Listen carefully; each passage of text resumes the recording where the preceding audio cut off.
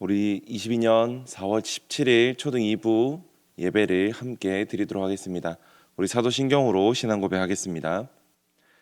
나는 전능하신 아버지 하나님, 천지의 창조주를 믿습니다. 나는 그의 유일하신 아들 우리 주 예수 그리스도를 믿습니다. 그는 성령으로 잉태되어 동정녀 마리아에게서 나시고 본디오 빌라도에게 고난을 받아 십자가에 못 박혀 죽으시고 장사된 지 사흘 만에 죽은 자 가운데서 다시 살아나셨으며 하늘에 오르시어 전능하신 아버지 하나님 우편에 앉아 계시다가 거기로부터 살아있는 자와 죽은 자를 심판하러 오십니다. 나는 성령을 믿으며 거룩한 공교회와 성도의 교제와 죄를 용서받는 것과 몸의 부활과 영생을 믿습니다. 아멘. 우리 찬양 율동으로 하느님께 영광 올려드리겠습니다.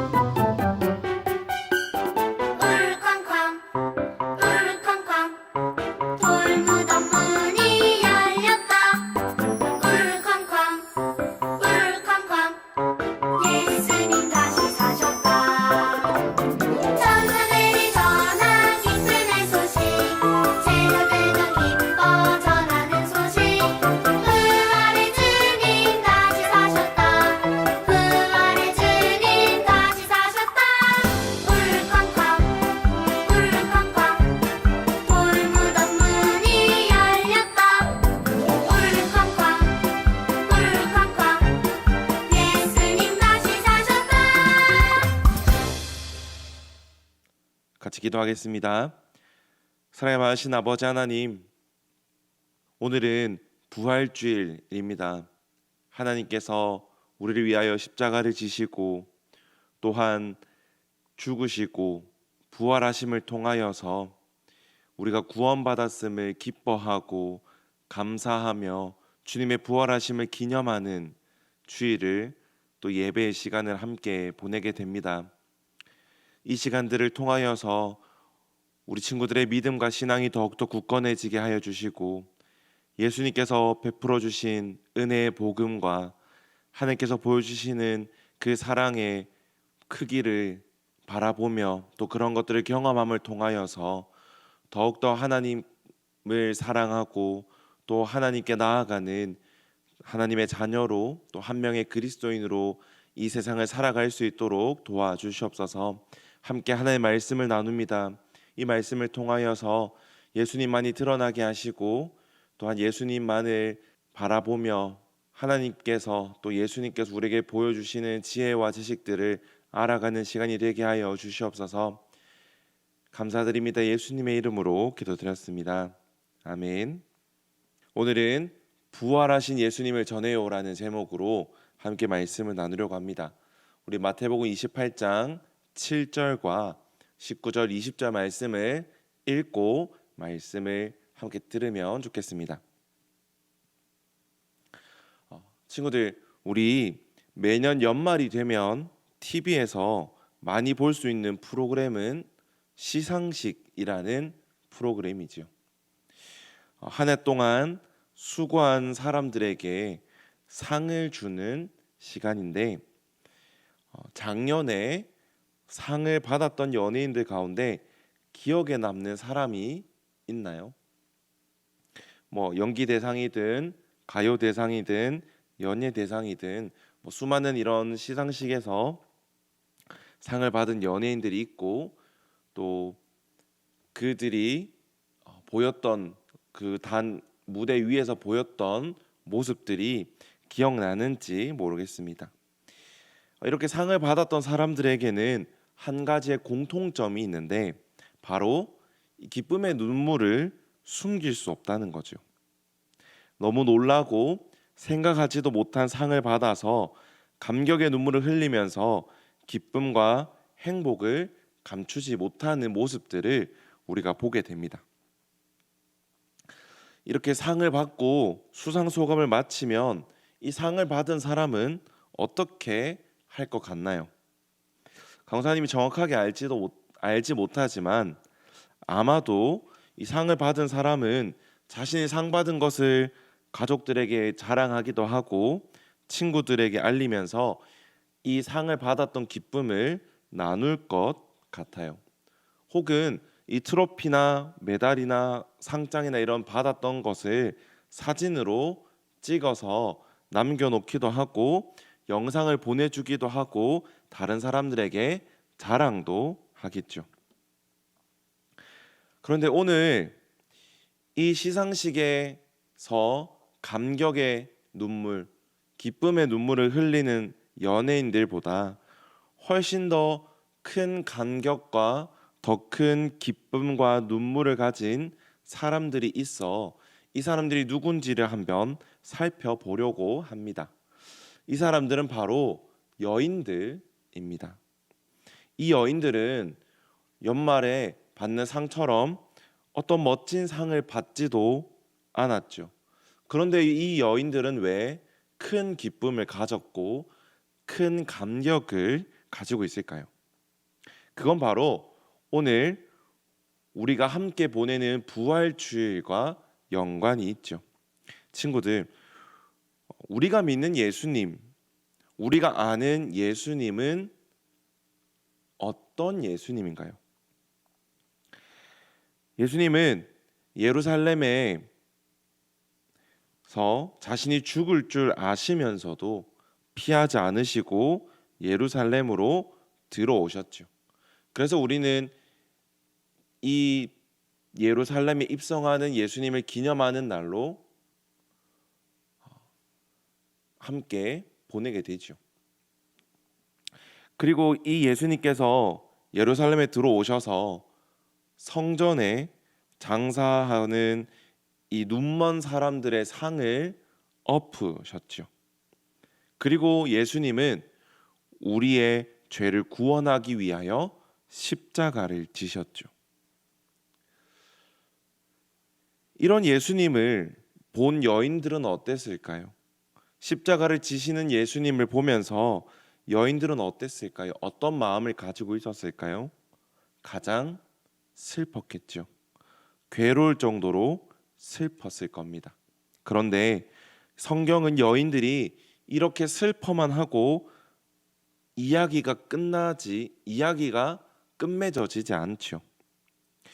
가장 큰 슬픔을 느꼈던 이 여인들이 가장 큰 기쁨을 가진 사람들로 바뀌었음을 성경에서는 기록하고 있어요. 함께 어떤 일들이 일어났는지를 같이 살펴봅시다. 예수님께서 십자가를 지신 후 죽으셨습니다. 이 죽으신 후에 요셉이라는 아리마대의 부자가 깨끗한 세마포로 싸서 예수님의 시신을 자신의 돌무덤에 눕혔어요. 이렇게 예수님을 마지막까지 섬기려고 하는 사람도 있었죠. 하지만 요셉과 전혀 다르게 예수님을 계속 의심하고 예수님을 싫어하는 사람들도 있었죠. 그들은 바로 대제사장과 바리새인들이었어요. 이들은 예수님의 제자들이 시체를 가지고 갈까봐 경비병들을 시켜 예수님의 무덤을 지키도록 했어요. 아무도 옮기지 못하도록 무덤에 큰 돌을 가져다 놓으면서까지 말이죠. 대제사장들과 바리새인들처럼 어떤 사람들은 예수님이 죽었다라는 사실을 믿지 않았어요. 예수님은 기절한 척 하는 것이다. 예수님은 사기극을 벌이는 것이다 라고 생각하는 사람들도 있었죠. 하지만 친구들, 예수님은 정말 십자가에서 못 박혀 죽임을 당하셨죠.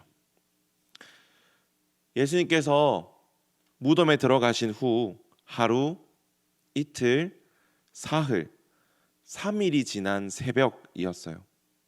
여인들은 예수님의 시신이 있는 무덤으로 향했죠. 막달라 마리아와 다른 마리아, 이 두 여인이 무덤에 가까이 갔을 때였어요. 갑자기 큰 지진이 일어나며 예수님의 무덤의 돌문이 굴러 열리게 된 거예요. 그리고 무거운 돌 위에는 천사가 앉아 있었죠. 천사의 모습은 얼마나 빛이 났는지 성경은 마치 번개 같다고 표현을 해요. 그 옆에 이 무덤을 지키던 경비병들은 자신들이 굳게 지켜야 할 무덤의 문이 열리자 무서워했고 벌벌 떨기 시작했죠. 예수님을 찾아온 이 여인들도 역시 깜짝 놀라고 말았어요. 그때 천사가 여자들에게 말했어요. 너희는 무서워하지 말라. 십자가에 못 박히신 예수님을 너희가 찾으러 왔는지 내가 다 아노라. 예수님은 여기 계시지 않고 부활하셨다. 살아계실 때 늘 말씀하신 것처럼 먼저 갈릴리로 가셨다라고 천사가 여인들에게 전하였어요. 천사는 놀란 여인들을 향해 다시 말했죠. 빨리 가서 제자들에게도 예수님이 부활하셨다는 소식을 알려주어라 라고 말이죠.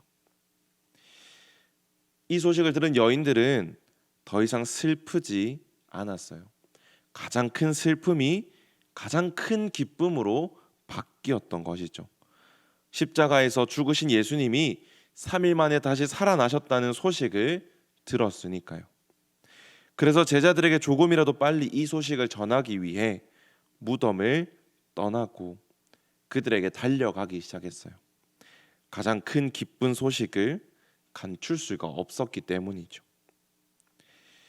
그런데 달리는 도중 누군가를 만났어요. 그리고 그분은 여인들에게 이렇게 이야기를 하셨죠. 평안하냐? 근데 여인들이 그 말을 듣고 보니 그 말을 한 사람은 바로 예수님이셨던 거죠. 여인들은 부활하신 예수님 발 앞에 엎드려 경배했어요. 그러자 예수님은 여인들에게 말씀하시기를 무서워하지 말라. 가서 내 형제들에게 갈릴리로 가라 하라. 거기서 나를 보리라 라고 말씀을 전해주셨죠. 여인들은 예수님의 말씀을 듣고 기쁨으로 그리고 확신으로 달려가 제자들에게 부활하신 예수님을 전했어요. 자신들이 보고 들은 그대로 말이죠. 이 소식을 듣고 11 제자들은 예수님을 만나기 위하여 갈릴리로 향했어요. 예수님이 십자가를 지시기 전부터 갈릴리에서 자신을 볼 것이라 말씀하셨고 그 말씀은 결국 이루어졌죠. 부활하신 예수님은 갈릴리에서 제자들을 만나 이렇게 말씀하셨어요. 너희는 가서 모든 민족을 제자로 삼아 아버지 아들과 성령의 이름으로 세례를 베풀고 내가 너희에게 본부한 모든 것을 가르쳐 지키게 하라. 볼지어다 내가 세상 끝날까지 너희와 항상 함께 있으리라. 부활하신 예수님은 제자들에게 앞으로 어떻게 살아야 할지, 예수님의 제자로 이 땅을 어떻게 나아가야 할지를 알려주셨죠. 바로 이 말씀이 마태복음 28장 18절에서 20절 말씀이죠. 이 말씀을 한 문장으로 줄이면 어떻게 될까요? 바로 부활하신 예수님을 전해요가 됩니다. 이것은 우리가 오늘 함께 보는 설교의 제목과도 같아요. 예수님은 우리끼리만 부활하신 예수님을 믿으며 기뻐하며 살아가기보다는 많은 사람들 그리고 모든 사람들이 부활하신 예수님을 믿으며 살아가기를 원하시고 계시는 것이죠. 그러기 위해서 우리는 어떻게 해야 될까요? 예수의 명령처럼 예수님을 전해야 하죠.